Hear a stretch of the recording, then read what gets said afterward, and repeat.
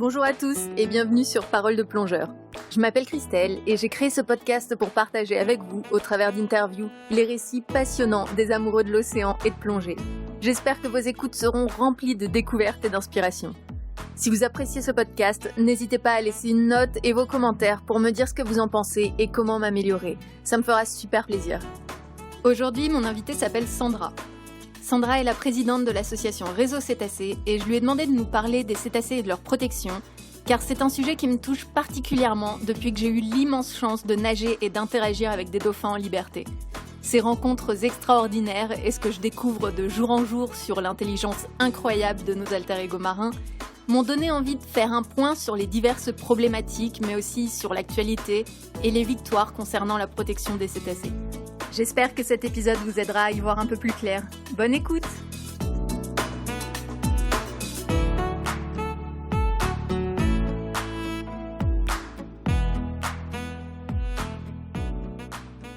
Bonjour Sandra! Bonjour Christelle! Tu vas bien? Ça va très bien, merci, et toi? Eh ben super, je suis vraiment très heureuse que tu aies accepté de nous parler aujourd'hui de la protection des cétacés. Plaisir partagé, merci. Tu es particulièrement bien placée pour nous en parler, vu que tu es la présidente de l'association Réseau Cétacés. Est-ce que tu pourrais tout d'abord te présenter, puis nous présenter un peu Réseau Cétacés? Bien sûr, donc je m'appelle effectivement Sandra, je suis la présidente de l'association Réseau Cétacés depuis plusieurs années maintenant. L'association en elle-même existe depuis 1989. On est donc spécialisé dans la protection des cétacés, on a quelques actions phares, qui sont une campagne de sensibilisation à la condition des cétacés captifs, une campagne de sensibilisation à la sauvegarde des dauphins au Japon, puisque les dauphins sont chassés au Japon 7 mois de l'année. On a une campagne de sensibilisation à la protection des océans, parce que protéger les dauphins et vouloir les faire sortir des bassins, c'est bien, mais il faut aussi pouvoir leur offrir un environnement sympa, on va dire. Voilà, donc on intervient beaucoup auprès du grand public et on intervient également énormément au milieu scolaire.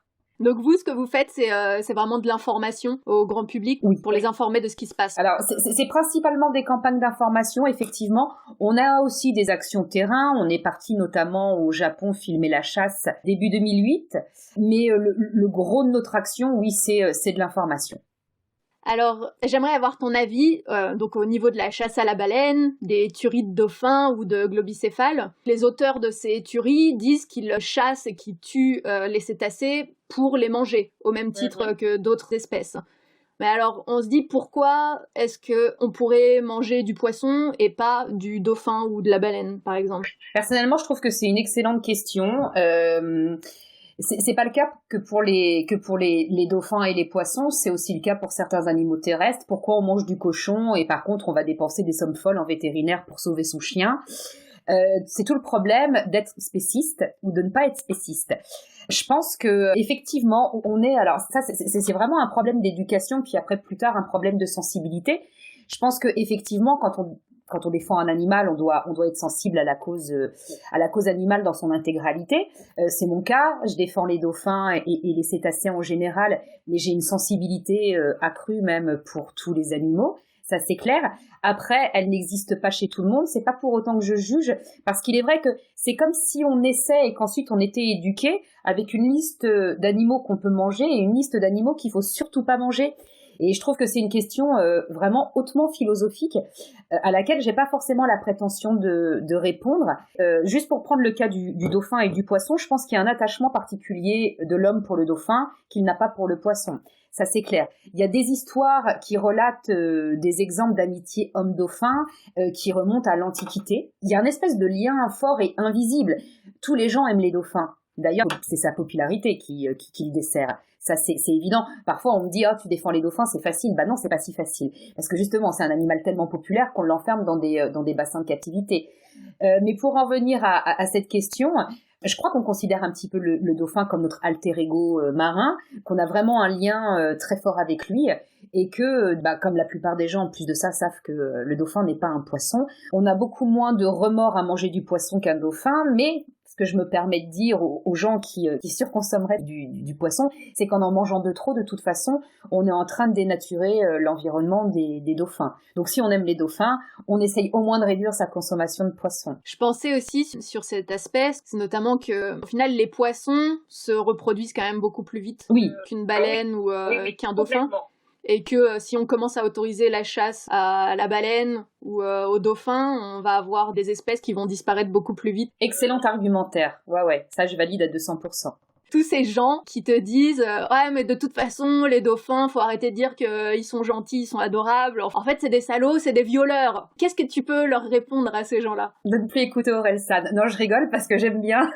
Ce que je peux leur répondre, c'est tout simplement que dans les années 70 en fait, le dauphin a été décrit comme un animal idéal vivant dans une société idéale. Donc c'est un animal qui a été énormément idéalisé, sacralisé par la série Flipper le dauphin. Et dans les années 90, je pense que ça doit être les années 90, il y a une scientifique qui s'appelle Rachel Smolker, qui a écrit un livre formidable qui s'appelle Parmi les dauphins, qui a commencé à étudier les dauphins de Mont Kenya en Australie.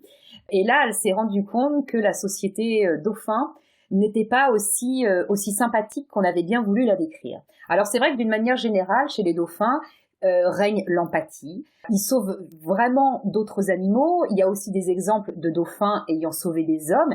Enfin, il y a des vidéos sur Internet, etc. Il y a vraiment, enfin, il y a des preuves, il y a des témoignages, des vidéos, etc. Donc, globalement, c'est une société qui est sympa, oui, en effet, mais il y a aussi des dérives. Alors, ce que nous, humains, on appellerait dérive, après, il faudrait être dans la tête d'un dauphin pour faire la différence entre ce qui est bien ou ce qui est mal. Mais il est vrai que Rachel Smolker avait mis en évidence le fait que des dauphins, parfois en Australie, séquestrent par 3 des femelles. C'est 3 mâles dauphins qui séquestrent une femelle pour obtenir ses faveurs. Parce qu'il semblerait que le désir de paternité chez les dauphins, enfin le désir de se reproduire, plus que le désir de paternité soit très marqué. Après, le père n'élève pas le bébé dauphin. C'est vraiment des sociétés qui sont matriarcales, donc basées sur les femelles. Ces séquestrations, effectivement, ont été, pas par Rachel Smolker, mais par d'autres, assimilées à du viol, parce qu'on essaye vraiment d'obtenir les faveurs de la femelle. Bon, qu'est-ce que ça veut dire chez les dauphins? On n'en sait rien, quoi, en fait. Voilà, on n'en sait rien. Mais globalement, quand même, il y a plus de témoignages positifs en faveur des dauphins que de témoignages négatifs. D'ailleurs, les dauphins qui se font tuer au Japon, par exemple, auraient cette possibilité de se rebeller contre le chasseur. Ça ne s'est jamais produit. Pourtant, c'est un animal, et parfois il y a quand même les chasseurs qui plongent à l'eau pour les attraper, etc. C'est un animal qui pourrait envoyer valdinguer un baigneur d'un coup de nageoire caudale, quoi. Alors, tu nous as déjà parlé du coup des actions un peu que mène l'association Réseau Cétacé. Est-ce que tu veux approfondir le sujet? Oui, bien sûr, parce qu'il y en a une autre qui est très importante. Depuis 2015, on est en discussion avec les gouvernements, parce qu'il y en a eu plusieurs depuis 2015, pour faire voter une loi qui anéantirait les delphinariums à moyen terme sur le territoire français. Les dernières réunions ont eu lieu donc avec Madame Borne, puisque c'est le ministère de la Transition écologique qui a pris le dossier sous le bras. Réseau Cétacé a fait partie des associations qui ont été invitées à se prononcer et qui ont été invitées aux réunions. Donc il y a eu des réunions plénières et puis des réunions à huis clos avec les représentants du gouvernement et les delphinariums. Madame Borne avait semblé assez réceptive à nos arguments. Bon, pour ce qui concerne Réseau Cétacé, on avait remis un dossier de 42 pages avec un argumentaire technique, juridique, éthologique et scientifique démontrant que les dauphins n'ont rien à faire en captivité, les dauphins et les orques, bien sûr.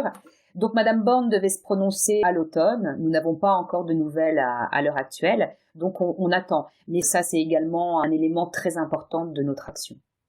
Assez récemment, c'est le Canada, il me semble, qui a interdit la captivité des cétacés. Plus proche de nous, il y a déjà pas mal de pays en Europe qui n'ont pas de delphinarium, soit parce qu'ils n'en ont pas, soit parce qu'ils ont légiféré. Il y a le Royaume-Uni, la Pologne, l'Autriche, Chypre, la Croatie. Vraiment, les delphinariums ont très mauvaise presse.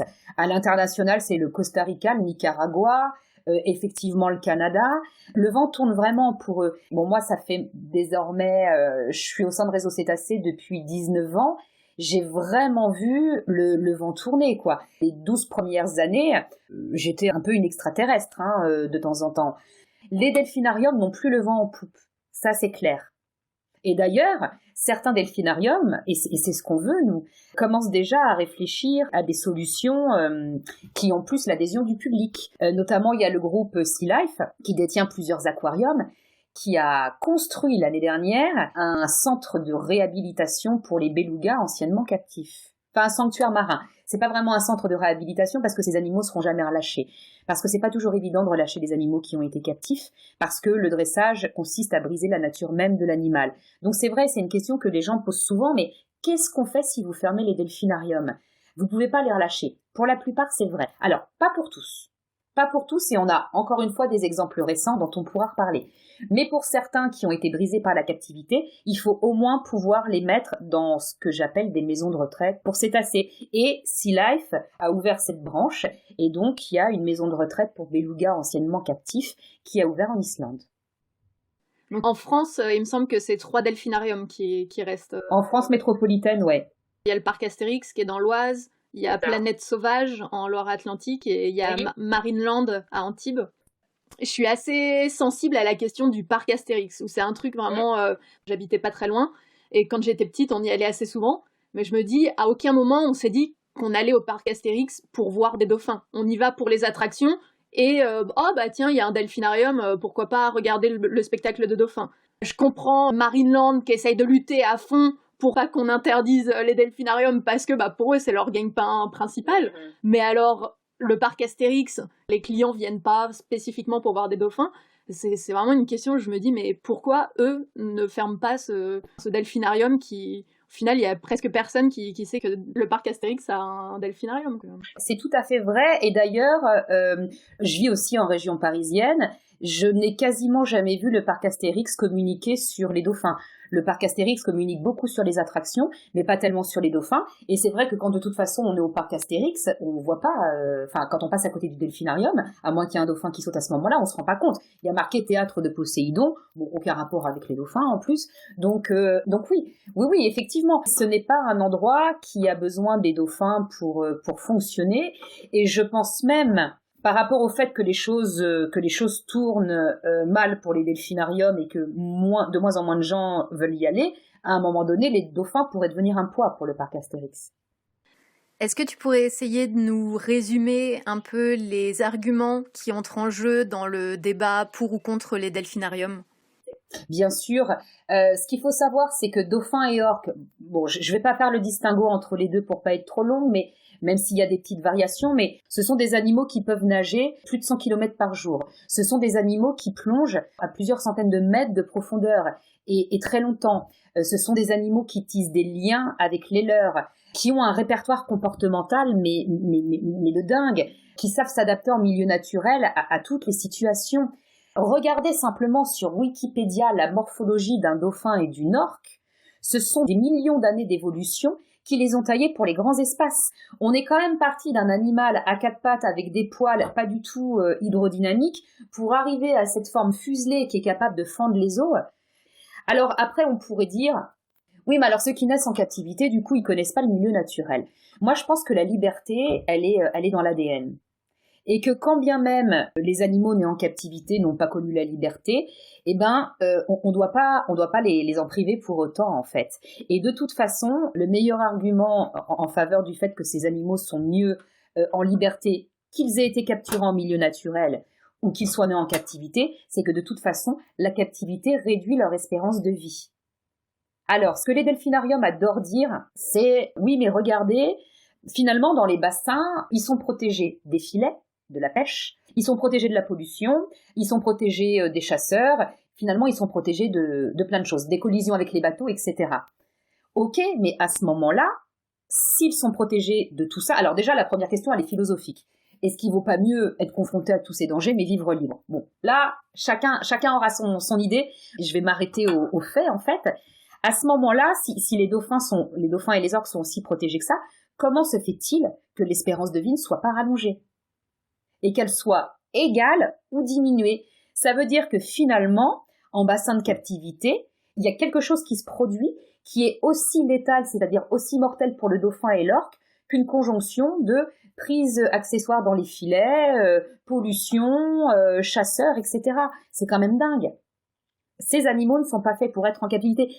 Au ministère, et à Madame Borne plus particulièrement, on a remis 36 publications scientifiques, et je pense qu'on les a pas toutes, 36 publications scientifiques émanant d'éminents spécialistes qui démontrent que ces animaux souffrent en captivité, sont stressés par la captivité, meurent plus tôt et de maladies dont ils ne souffriraient pas en milieu naturel. Des maladies liées à leurs conditions de cétacés captifs. Donc ok, on les protège de certaines choses, mais on les expose à d'autres. J'ai déjà entendu un argument qui est que au moins les delphinariums permettent aux gens qui n'ont pas les moyens ou la chance d'aller voir les dauphins dans leur milieu naturel de pouvoir observer des dauphins. Oui, mais alors on peut pas sacrifier les dauphins juste pour que des gens puissent aller les voir en milieu naturel. À l'heure actuelle, en plus de ça, il y a de super bons palliatifs. Il y a notamment la réalité virtuelle qui a de très très bons résultats. Vaut mieux voir un documentaire à la télé. En plus de ça, en allant voir un dauphin dans un delphinarium, on n'apprend rien. On n'apprend rien de son comportement, encore une fois. C'est des animaux qui sont excessivement intelligents. S'il saute dans un cerceau, c'est parce qu'il y a du poisson à la clé. Dès que l'animal exécute bien un tour, on lui donne du poisson. Donc malheureusement, et encore une fois, c'est sans jugement, c'est juste pour informer, des parents qui amènent leurs enfants en delphinarium apprennent simplement à leur enfant qu'un animal est prêt à sauter dans un cerceau pour avoir sa ration de poisson. Les dauphins valent mieux que ça. Vaut mieux à ce moment-là emmener son enfant dans une ferme pédagogique. Bon, tu veux voir des dauphins, je peux pas t'amener en voir en milieu naturel, donc je vais t'amener voir en revanche des animaux terrestres. Enfin, faut aussi se contenter de ce qu'on a, quoi. Et c'est le secret du bonheur en plus. Voilà. Donc, et puis ces gens-là, à un moment donné, auront peut-être la possibilité de partir en vacances et d'aller en mer.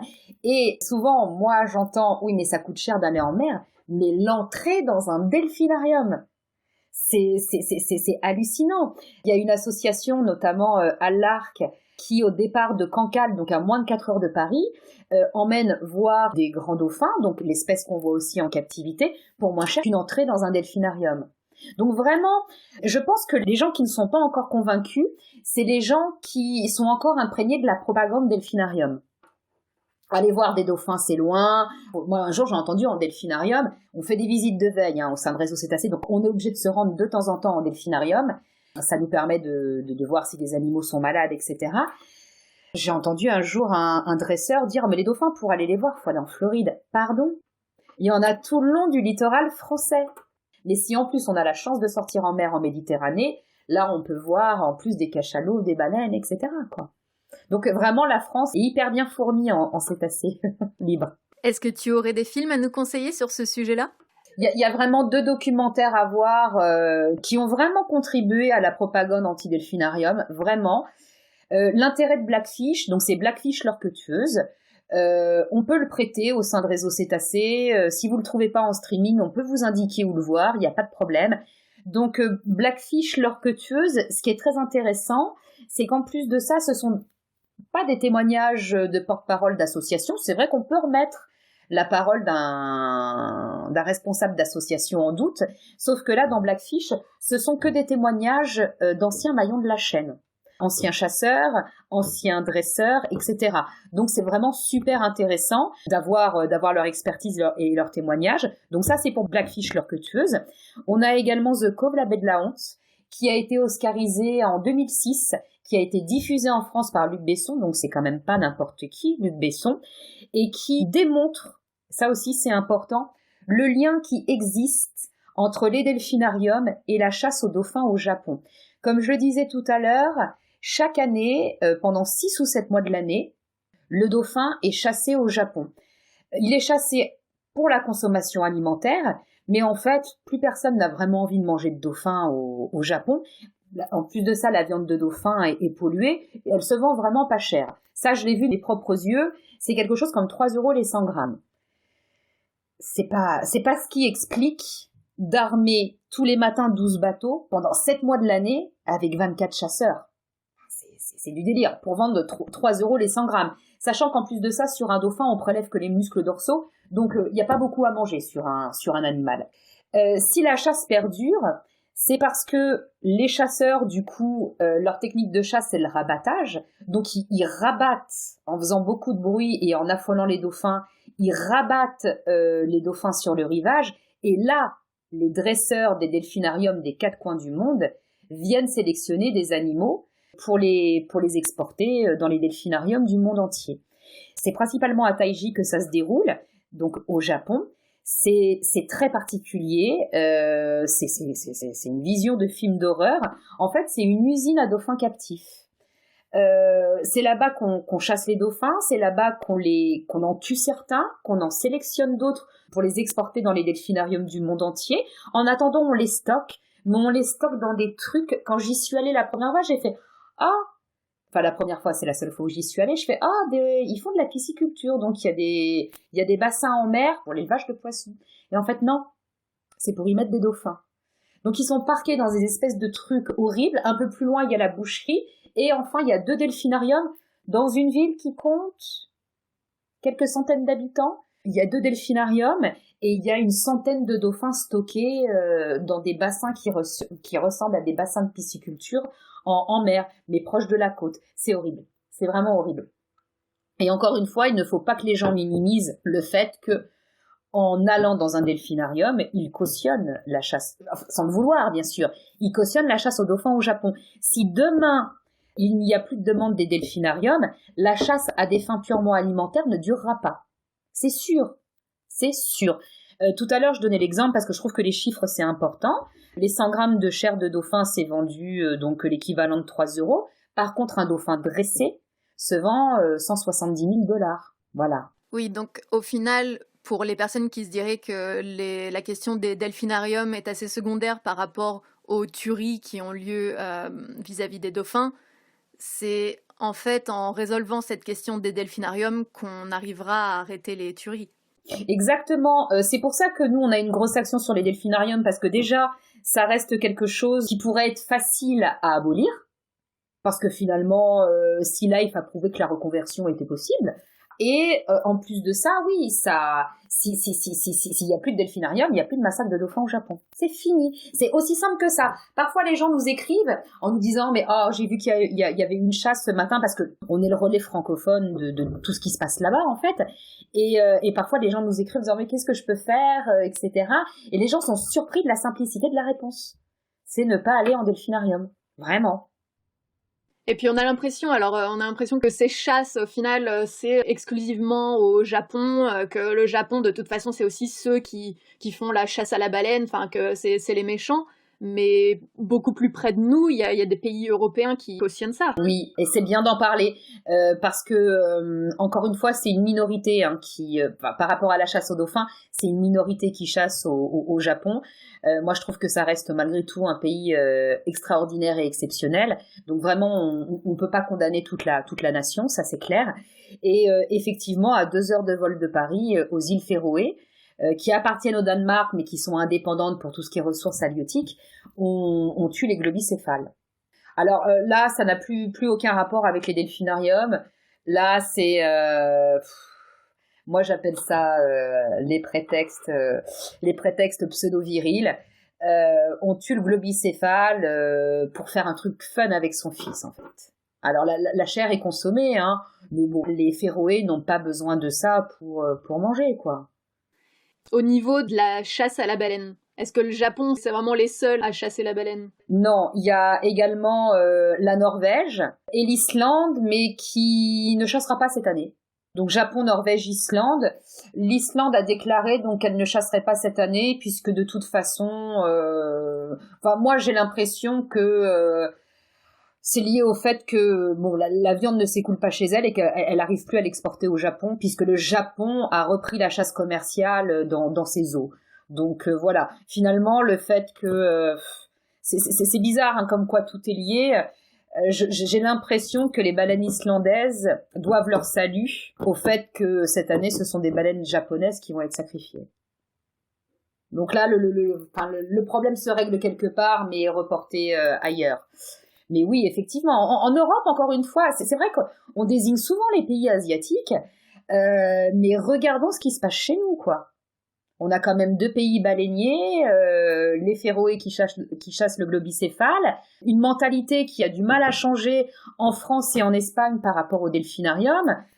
On est loin d'être parfait, hein. En ce qui concerne la chasse à la baleine, les baleines, au final, est-ce que la viande est consommée? Pourquoi est-ce qu'on chasse? Oui, c'est uniquement pour sa chair. C'est uniquement pour la consommation alimentaire. Sur le marché européen, on en consomme? Oui, en Norvège. Alors pour l'Islande, je sais pas, mais je sais qu'en Norvège, on en propose aux touristes. Très facilement. Très, très facilement. Et au niveau des législations sur la chasse à la baleine, on en est où? En fait, on a une commission qui régule la chasse à la baleine, mais à laquelle on peut adhérer ou pas. Voilà, c'est ça le problème. Donc, le Japon, l'Islande et la Norvège n'adhèrent pas à ce qu'on appelle la Commission baleinière internationale, ce qui leur permet de poursuivre leur activité de chasse commerciale à la baleine en toute impunité. C'est aussi simpliste que ça. Puis pendant un moment, le Japon ne faisait plus de chasse commerciale et faisait ce qu'ils appelaient de la chasse pour la recherche scientifique, parce que justement, il y avait l'unanimité. Donc les scientifiques disaient qu'il y avait beaucoup d'espèces qui étaient sur le point de s'éteindre, je crois, qui étaient en voie de disparition, et que dans la mesure où on a arrêté cette pêche massive, cette chasse de la baleine, il y a beaucoup d'espèces qui sont revenues dans l'océan. Et donc, maintenant, on se dit, c'est bon, les baleines se sont reproduites, il y en a plein les océans, on peut retourner les chasser, quoi. Alors, c'est valable pour certaines espèces, pas pour toutes. Certaines espèces de baleines ne s'en remettront jamais. Mais oui, c'est un peu ça. C'est un peu ça. Et moi, j'assimile ça à de l'élevage. Alors, si on laisse une espèce se reproduire pour d'un seul coup aller la tuer, c'est quand même assez étrange. Mais c'est ça. C'est exactement ça. Donc du coup, effectivement, le Japon avant adhérait à la CBI, à la Commission baleinière internationale, et du coup, il prétendait chasser pour des raisons scientifiques. Bon, ce qui est complètement, encore une fois, débile, désolé pour le terme, j'en trouve pas d'autre, dans la mesure où on apprend assez de choses des animaux en faisant des biopsies, en prélevant les peaux qui se desquament à l'eau, ou grâce aux échouages. On apprend déjà une infinité de choses sur les animaux. On n'a pas besoin d'aller les tuer pour les étudier. Ça, moi, c'est quelque chose que je peux pas concevoir. C'est clair. Donc, le Japon, pendant des années, a chassé donc sous ce prétexte. Et puis, à un moment donné, quand même, il y a la Cour... C'est un sketch. La Cour internationale de justice a dit... voilà, leur plan d'étude s'appelait soi-disant JARPA. Donc, la Cour internationale de justice a dit, bon, oui, mais enfin, ça fait des années que vous chassez la baleine. Je résume la situation, hein.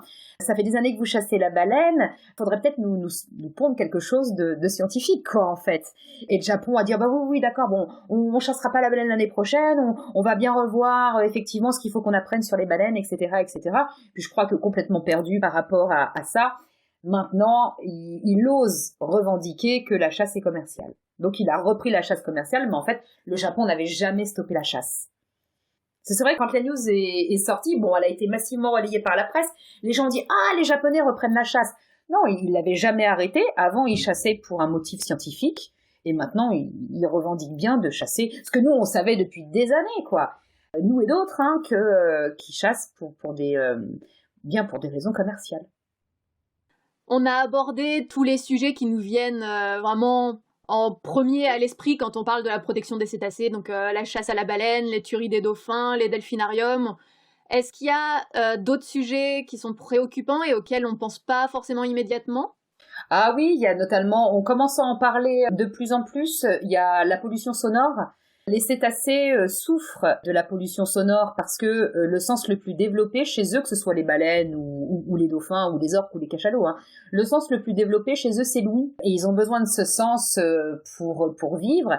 Et malheureusement, avec le bruit qu'on fait dans les océans, on perturbe les cétacés, on perturbe leur quotidien, on perturbe probablement leurs opérations de chasse, on perturbe leur reproduction.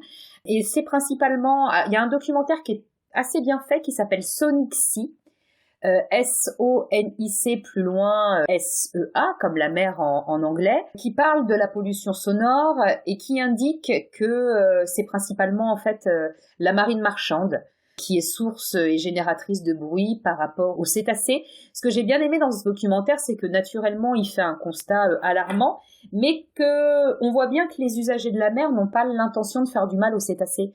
C'est juste qu'il y a un problème d'information, en fait. Visiblement, pas mal d'entre eux se penchent sur des solutions pour réduire le bruit des moteurs, etc.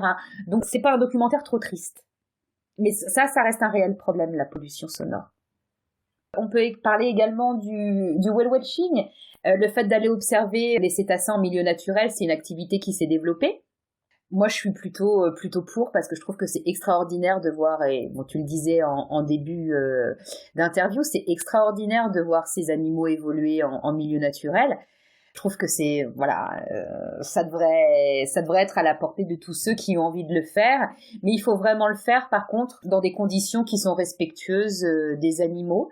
Le mauvais whale watching, celui qui ne respecte pas l'animal, celui qui ne respecte pas la charte d'approche, parce qu'il y a des chartes d'approche des cétacés, lui peut nuire gravement à la santé des cétacés. Sur le site de Réseau Cétacés, par exemple, on recense les bons whale watchers, les gens sérieux. Mais bien faire attention avant de pratiquer cette activité, qu'on s'adresse à la bonne personne. En France, il y a l'association, je pense que c'est une association, mais l'entité Souffleurs d'écume, qui a mis au point un label. Et donc, en allant sur son site aussi, il est possible de voir quels sont les bons whale watchers. Depuis quelques mois, il y a Sea Shepherd qui mène une campagne en France en rapport à tous ces dauphins, ces milliers de dauphins qui sont retrouvés morts sur les côtes françaises. Oui. Alors là, on parle de prises accidentelles. Les prises accidentelles, c'est les prises dans les filets de pêche. Ça veut dire qu'elles sont pas voulues par les pêcheurs, mais qu'elles sont nombreuses malgré tout. Ça, sacré fléau aussi. Et vu le nombre de pertes que ça cause chez les cétacés, c'est vrai qu'il est difficile d'aller faire la morale aux autres. Encore une fois, en France, on est loin d'être des saints. Est-ce que Réseau Cétacés et toutes les associations de protection des cétacés arrivent tout de même à avoir un impact, à avoir des résultats concrets ? Oui, il y a pas mal de résultats visibles, mais c'est au niveau mondial. Pour reprendre le cas de la France, on a quand même obtenu que le gouvernement se penche sur une nouvelle loi plus contraignante pour les delphinariums. En 2017, on avait d'ailleurs obtenu gain de cause. On avait obtenu un arrêté qui condamnait les delphinariums à moyen terme puisqu'il interdisait la reproduction des cétacés captifs et il interdisait de toute façon le renouvellement de la population captive. Donc, ce qui voulait dire que une fois que la lignée actuelle serait décédée, il n'y aurait plus de dauphins et d'orques captives. Malheureusement, il y a un vice de procédure qui s'est glissé dans l'arrêté qui a été annulé par le Conseil d'État. Mais le Conseil d'État a vraiment juste annulé cet arrêté pour vice de procédure. Il n'est pas revenu sur la légitimité ou non de maintenir des cétacés captifs. Plus récemment, il y a eu quelque chose de génial. Ça, c'était un bel effort collectif de toutes les associations. Depuis de longs mois, il y avait plusieurs orques et plusieurs belugas qui étaient captifs de ce qu'on appelait la prison des baleines. Ils étaient détenus dans des conditions mais absolument abominables que moi je vais pas décrire. Je laisse le choix à qui le veut de taper prison des baleines sur YouTube et de voir dans quoi étaient détenus ces animaux. Et l'effort collectif des différents défenseurs des dauphins a fait que ces animaux ont été libérés, quoi. Ça, c'est quand même un truc de dingue. Alors qu'ils devaient être revendus et à prix d'or, ces animaux ont été libérés. Et c'est en ça que je voulais faire aussi un parallèle avec ce que je disais tout à l'heure. Ces animaux ont été libérés après une très très courte période de réadaptation. Et pourtant, ils se réadaptent très très bien à leur milieu naturel parce qu'ils sont pucés, ils ont des balises. Donc ils sont suivis et on voit que certains ont rejoint des groupes, etc. Donc il y a quand même une notion de liberté dans le sang. Dans les victoires aussi, il y a ces maisons de retraite pour cétacés qui fleurissent un petit peu partout.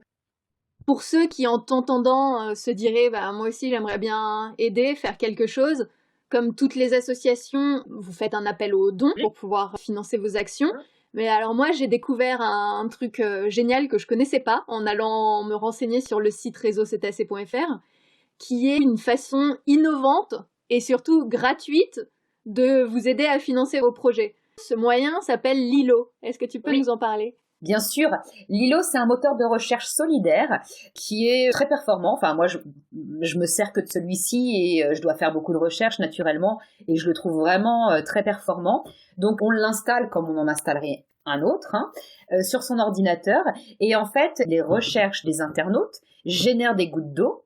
Ces gouttes d'eau sont reversées à l'association choisie par l'internaute et sont transformées en fonds, en vrai argent, qui nous est viré tous les mois. Et ça commence à représenter une source de revenus non négligeable. Et effectivement, c'est un super moyen d'aider gratuitement et sans contrainte Réseau Cétacés. Alors, il y a encore pas mal de sujets qu'on pourrait aborder qui touchent particulièrement les cétacés, comme la surpêche, la présence de plastique dans les océans. Mais on va éviter que cet épisode soit trop long, alors je vais juste te demander si tu veux ajouter une dernière chose avant de terminer la discussion. Ah oui, il y a notamment proposé à Réseau Cétacés une intervention scolaire. Elles sont gratuites en Île-de-France, totalement gratuites. Il y a un programme d'information et un programme ludique. On emmène, dans la deuxième partie de l'intervention, on emmène les enfants s'approcher des cétacés libres. Voilà, il y a encore plus d'infos disponibles sur le site de Réseau Cétacés, mais vraiment, j'insiste sur le fait que aider les cétacés, c'est simple. N'allez pas perdre votre argent en delphinarium et ne perdez pas votre argent à acheter des trucs en plastique qui sont pas durables. En général, de toute façon, ce qui est bon pour la planète, pour l'environnement ou pour les animaux, c'est aussi ce qui est bon pour nous. Donc faisons-nous du bien et faisons du bien à la planète. Bon, je crois qu'on en a déjà dit pas mal. Merci beaucoup. Je t'en prie.